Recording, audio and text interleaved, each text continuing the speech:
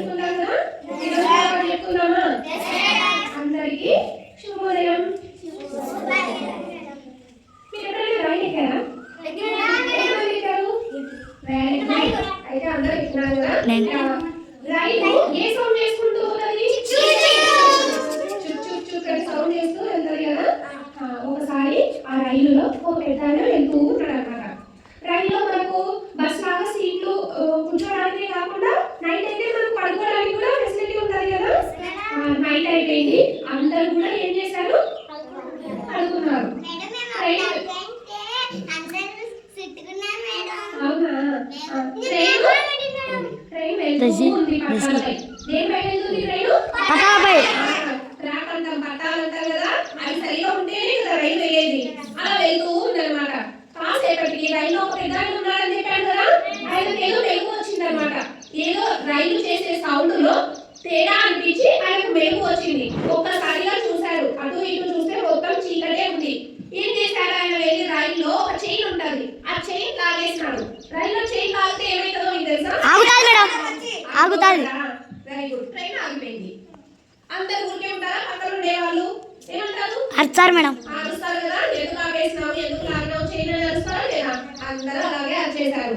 అప్పుడు ఆయన ఏమన్నాడంటే, నేను ఆ చైన్ తాగడానికి ఒక కారణం ఉంది.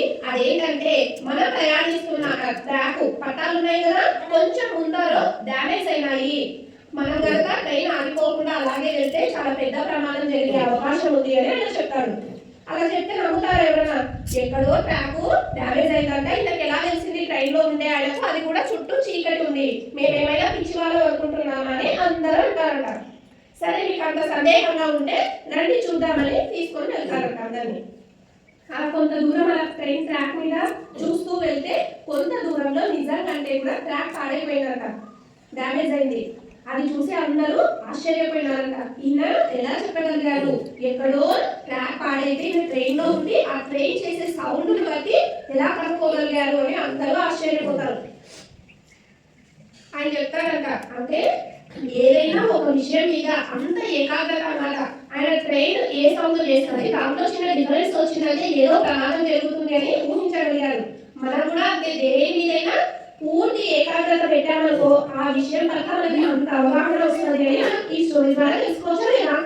మీరు ఏ పని చేసినా కూడా, మీరు చదువుతున్నారనుకోండి, చదువు మీదే ధ్యాస పెట్టాలి. ఆట ఆడుతున్నారనుకో ఆట మీదే పూర్తి ధ్యాస పెట్టాలి.